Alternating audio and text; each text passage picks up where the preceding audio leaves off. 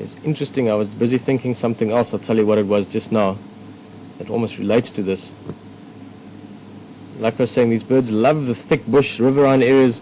The Afrikaans name translated literally means riverline lurie or marsh lurie. So to see it out in the open like this on the very top end of a dead branch, it's quite cool. Now the other thing I was busy thinking of before I saw this bird is just the rain. It's a little bit clammy and getting hot now. It's still overcast and getting more overcast towards the southeast. Excuse me. And why that relates to this bird is that the other sort of colloquial name or slang name for this bird is a rain bird, if you translate it. And there's a belief that they announce or warn if there's rain coming. Now they call, it's almost like a sort of a Coke bottle getting turned upside down. A typical call, and go sort of do do do do do do do do do do do do do do do. But then they say if there's rain coming, at the end of that call the pitch changes. So they've got two different calls. The other one is the same, but it sort of just goes a little bit more of a change of pitch through it. I can't mimic this call very well. Unfortunately, it's not calling at the moment, but as we stopped, it was doing that there's rain coming call. Now, it's a little bit of a myth maybe, or a popular belief, but it would be nice for us to get some rain here, so I'm going to go with it this morning. According to this bird, sitting up on that branch, being able to see the big clouds coming in from the southeast, this Birchall's cuckoo is telling us there's rain coming.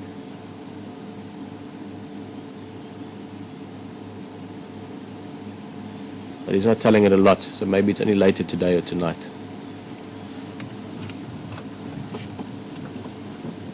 Right there.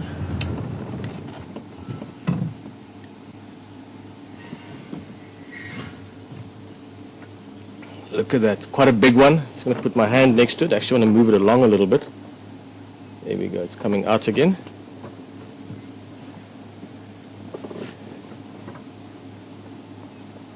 Give you an idea. Just as a size comparison, quite a large praying mantis, and you can see beautifully camouflaged to blend in amongst the leaves. And also the way it's moving, you can see it's sort of rocking back and forth almost. That's just to mimic the movement of the leaf and the slight breeze that there's out there. So giving it extra camouflage. Of course, that camouflage having two benefits. One is that it's not as likely to get eaten by something. This would be a perfect meal for something like a hornbill or bee-eater, maybe a big bee-eater. Let's rather say a woodland kingfisher would be able to go for this. But a hornbill would love this. Quite a few birds that would like to eat this, so it needs to be hidden from them. But of course also for it to catch its own food. Praying mantises eat a lot of other insects and so on. It needs to be very well camouflaged as well. Isn't that incredible? Look, even the legs and part of the body, abdomen, everything looks like leaves.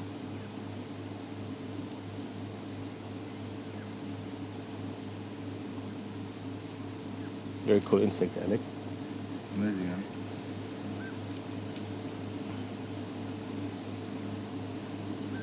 Now again, you get many different species of praying mantises, the same as you praying mantids, you can say it as well. Same as you do with beetles and other bugs, many different species. And in this area alone, probably a couple of hundred. I wouldn't be surprised if there was a couple of hundred species just in the low veld. You get these ones that are just perfectly camouflaged. You also get ones that look like dead leaves. And of course you get the stick insects, which are not the same as this, but similar. They look a bit more like dead sticks or like grass blades. The camouflage of the insects out here, so many insect species we will almost never see just because they blend in so well.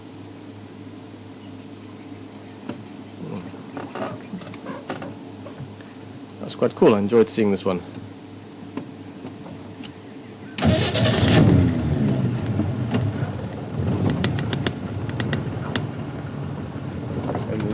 Let's have another look, because we can now see it a bit more from the top, sort of. We were looking at it from the underbelly. Let's get a bit of a different side view of it. Very healthy praying mantis as well.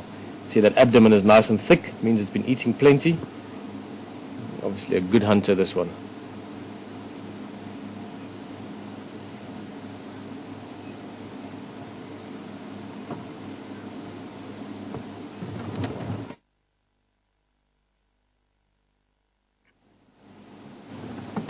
Yeah, no, that's very, very nice. Haley also saying just from that side, the control room, she loves praying mantises. Praying mantids. Not quite sure if both of those are correct, but she absolutely loves these. And this is truly a beautiful, beautiful specimen. Very healthy and just cool to see. Might be another few months before we can spot one like this, or maybe a year or two. You can see how it's still moving like that. Just that slow sort of rocking motion, making the movements of a leaf in the wind.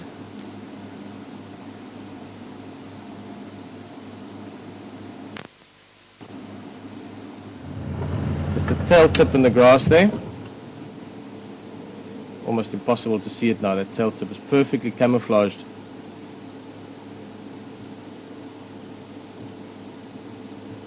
That's of course one of the, very hard to see. It's of course one of the important aspects for most snakes, is to be very well camouflaged. Again, sort of a double-edged sword for them. One is for their own safety, so they don't get seen too easily by raptors or other animals that might eat them.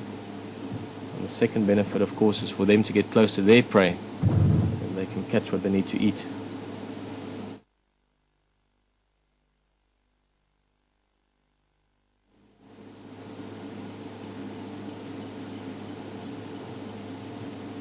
And like I said, at a quick glance, it's definitely a young snake.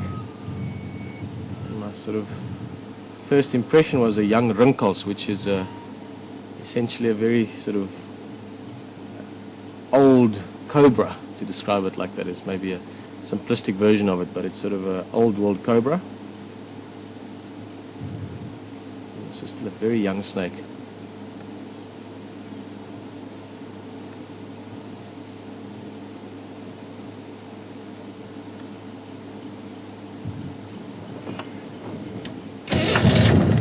I haven't really been seeing that many snakes.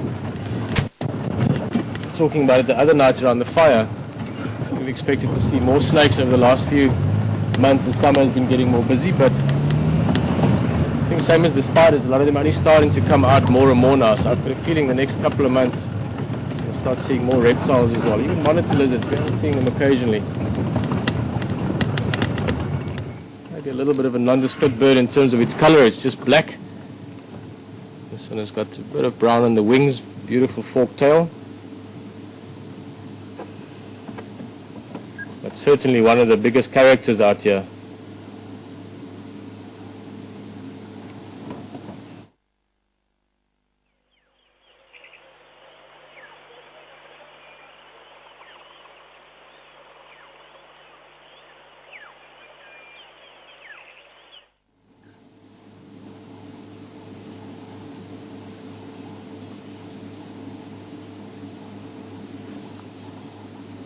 Like I was saying, just such a big character. They're little guys, but they take on all the big things. They take on small mammal predators, even wildcats and caracals. They'll try and chase snakes. They'll mob owls, eagles, anything that could be a threat to them or other little birds, they'll normally give a go. So fantastic little guys. I like them a lot.